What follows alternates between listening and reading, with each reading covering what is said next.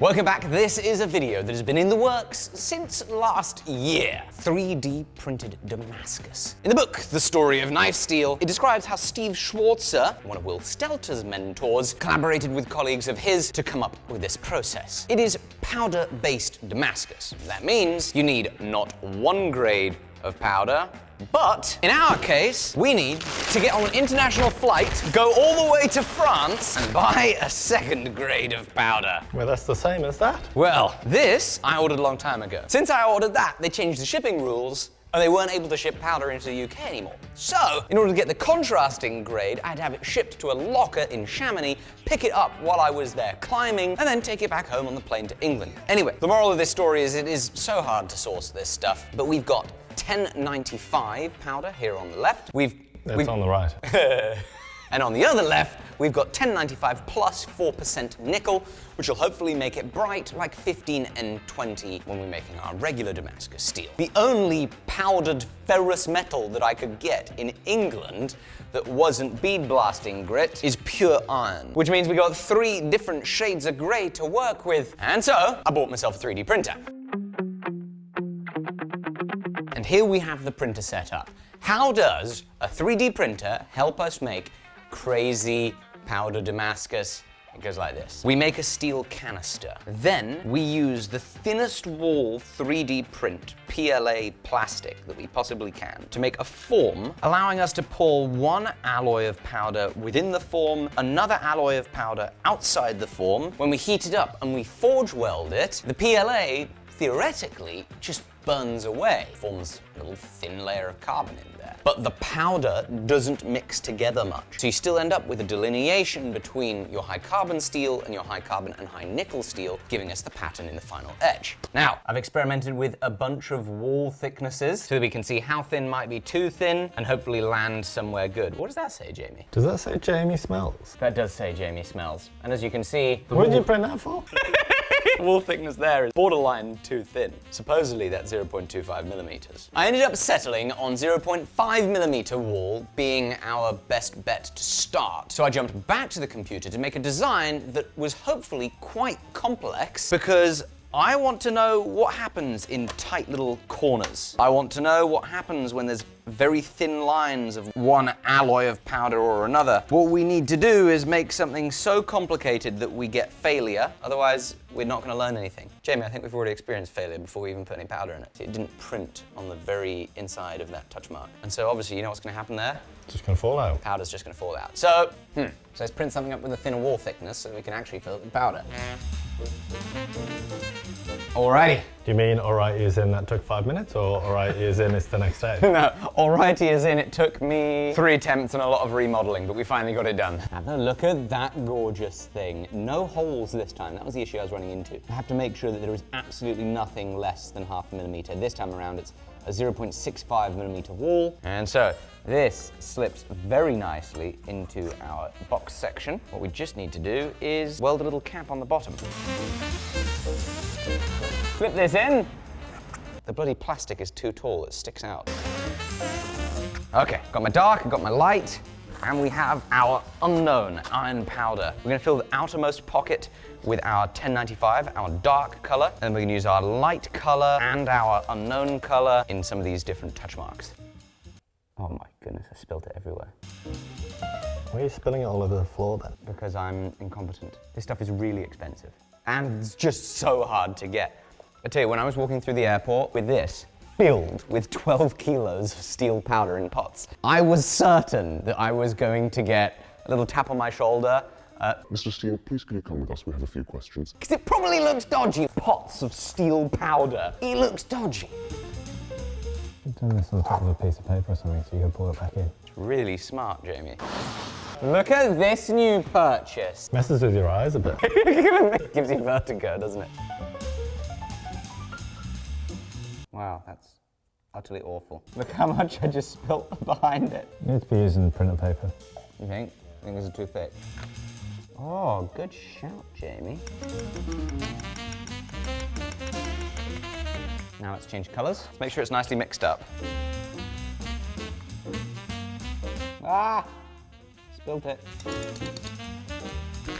Pure iron. That stuff's even more powdery. This'll be helpful. Lovely, nice sticky floor now. Nah, it's sugar-free. Ew, it is a bit sticky, actually. $10.95, $10.95. Iron, 15N20, $10.95. Woo! Stinky. All right, I've left a little hole there, because I presume it wants to be able to off-gas. Now, obviously, the thing that we're weighing here in the balance is having a hole allows oxygen to get in, but having a hole also allows any gases from the burning PLA to be able to get out of there. So, you know, swings and roundabouts. I don't know if I should have more holes. I don't know if having a hole is gonna mean that the gas is gonna start making channels through the powder and causing like little seams as it's forced out under high pressure as it burns. I don't know any of these things, other than the fact that we're gonna put it in the forge, get it quite hot, and do a little squeezing. Oh! So what are you forging this under? Well, in an ideal world, we'd do this under V-dies. However, my V-dies are too big. I only have a monster set. So in the not-so-ideal world, I would make a new set of V-dies right now. But that not-so-ideal world has more time in it than I have right now. So what you're saying is, once you ruin this billet, you're then going to make a pair of V-dies, and the second billet, yes, you'll have V-dies. That's exactly what I'm saying I'm going to do. For now, we're going to weld it underneath our ugly duckling of the workshop. There doesn't seem to be any smoke or flames coming out from the burning PLA. I don't know if that's good and I don't know if that's bad. All right, here goes. Easy does it.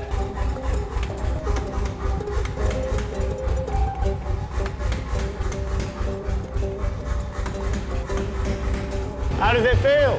Feels very soft. It has like a little pucker on one of the end faces, which isn't ideal. I think it's going to be another couple of welding heats of like just really shrinking up any of the gaps inside there. Key for me here is everything's got to stay square. I can't get any rhombuses because that's going to deform the pattern. Starting to pick up a rhombus, that's not good. Feels solid though. Let's cool it down and start looking inside it. Why have you got a box of piss? Actually, it isn't gator piss. This is just ferric chloride. Like, it looks like a solid bit of steel, so the powder is at least welded to itself. See how she looks? Can you see anything? Mm-hmm. Oh, it's a bit wonky looking. It is a bit wonky looking, that's for sure. You can definitely see some patterns, but it does not look crisp in the slightest. Really bringing out the contrast, as you can see here. Phenomenal. That's a joke. Gonna grind it to a much higher grit, give it a quick hand sand, then re-etch, do this whole thing again. Coffee, Jamie? It's Greek yogurt. Well, the contrast is positively uninspiring. Also looks splotchy. I don't know if that's from like a bad etch or if that's from the powder making weird globules. So the outer is 1095. But it doesn't look very dark. No, it doesn't. We've got one very bold central touch mark. That's 15N20 equivalent. The iron contrasts actually quite well with the 15N20. It might just be a crap etch, Jamie. Or maybe I need to harden the thing. Hardening always helps. Here we go.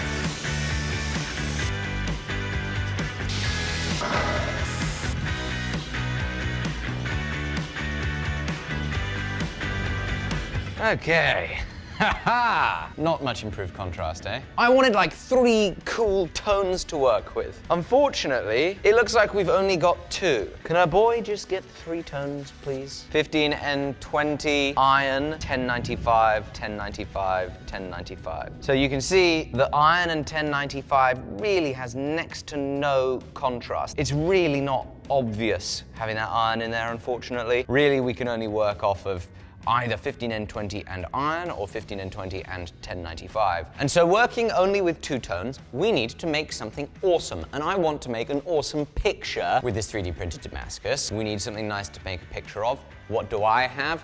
I have a very nice imaginary dog. Crazy's at home today, but pictures exist. And so I hopped on the computer and tried to figure out what picture would be the easiest to do in just 2 tones. This is one of my favorite pictures of her ever, but it's portrait. So, based on a mirrored version of this, we drew something up that looks a little bit like this, but I had to go ahead and simplify it. And this is what we've got in 3D. Ooh. I had to make the eye a bit bigger, make sure there's enough space to make it clear in the powder. So we're gonna get this thing sent to the print. It's gonna be the biggest 3D print that we've done in here so far.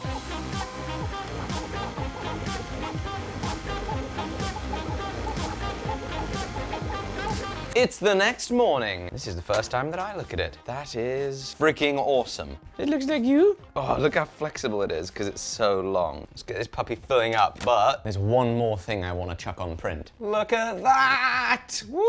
That is an exact 3D model of our backwards coins that we made. One of the awesome members of our Discord community, Volt, drew this up for fun and kindly gave it to us, which means I can import it into our little software here. Print plate. Da-da-da.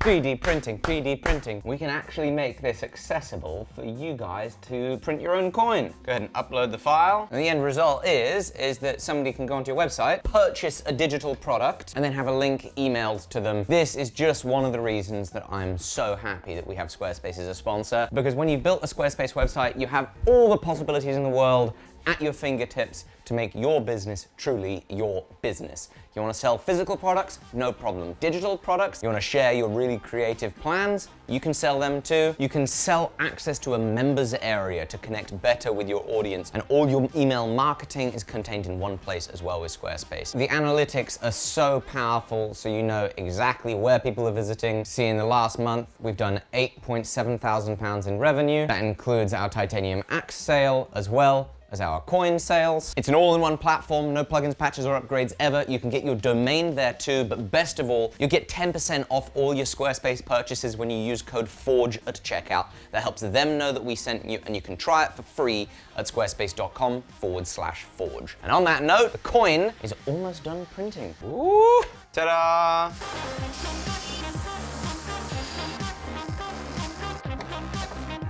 I just made a mess that I have to clean up for our thumbnail. How sick does that look, though? I love it. You can see the shadows. It looks like me dog! Is it you?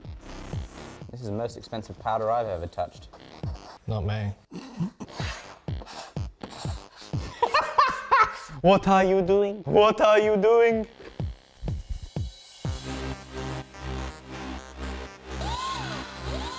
Why are you filling up with Greek yogurt?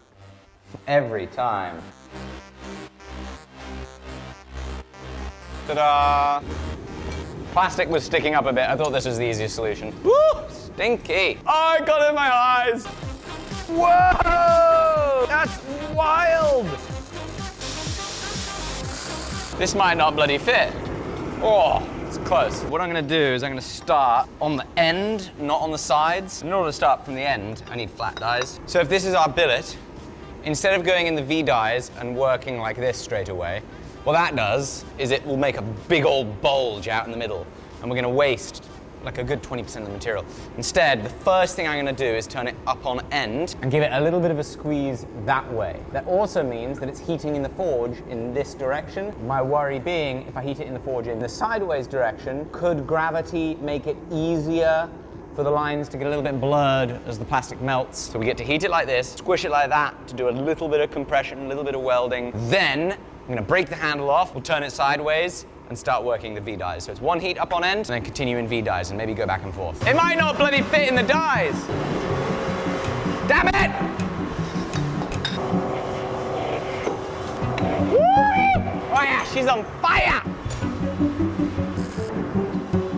No chance that's fitting, is it? Not a bloody chance in hell. Why? Ah! Something got in my shoe! Oh, it's on my sock, it's burning me!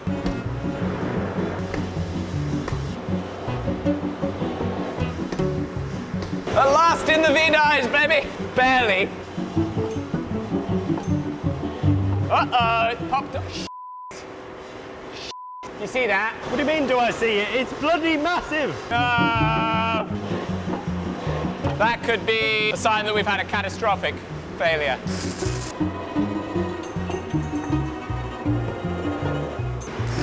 Still too big again! Ah! You think you're salvaging it? I don't know. I mean, no matter what, I think a third of this thing is going to be ruined. Like, when that powder gets exposed to the oxygen, it's got such a tiny volume. The volume to surface area ratio is so enormous that, like, every little powder is just going to oxidize and turn to crap.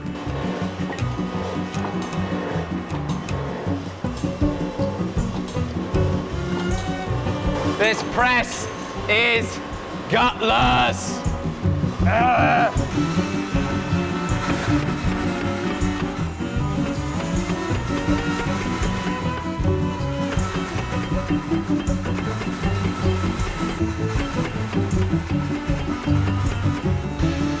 55 millimeters. 55 millimeters. Right, let's let it cool down and then take a nice generous cut with the bandsaw. There it is. Jamie, it's solid. Not anymore. Wow. All right, Jamie. Well, it What, does- do I ever look it- at one of your edits and go, I said, oh, wow. Bro, it looks like a dog.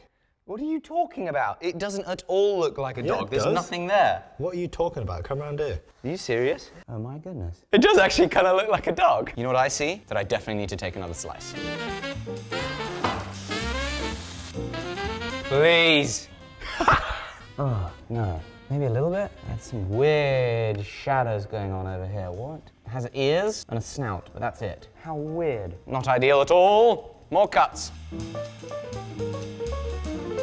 Again, the border, the like outer nickel doesn't look great. It's all different colors. Doesn't look like her, does it? Now, this has been one of my worries. I made sure to mix it as best as I could. But this is 1095 powder, XC100, plus 4% nickel powder, which means what it isn't is something like 15N20 that's been atomized into powder. No, it's one powder mixed with a nickel powder. What if they're not properly mixed? That could cause those issues. What if, as I vibrated it to make it settle, the nickel granules and the 1095 granules arrange in such a way to not be properly distributed? That could ruin everything. What would help here is if we could find nickel powder, like pure nickel powder, because then we could use that in place of the 1095 nickel powder mix to get our super bright color, presuming it will weld together in this way from powder. A very obvious other potential issue could be that something went wrong when we were forge welding it, and that's why it looks so disastrous. As luck would have it, just before we started this project, I saw an Instagram reel of somebody messing with 3D printed Damascus, and he did a really nice job. That's worth checking out. Super nice, simple, but very clear and clean spiral pattern in his piece. Perhaps trying to make this crazy picture of my dog is just asking too much from this process. I don't know, but I would love to hear your feedback and thoughts and suggestions in the comments down below, because I really want to make some crazy art with this. As ever, big thank you to today's sponsor, which was Squarespace. I hope that you go get some orders on your website after you've built it with Squarespace. At squarespace.com/forge. Check them out. We love having them as a sponsor. Appreciate you for being here. The next episode is back to the barrel making, and I can't wait to see you then.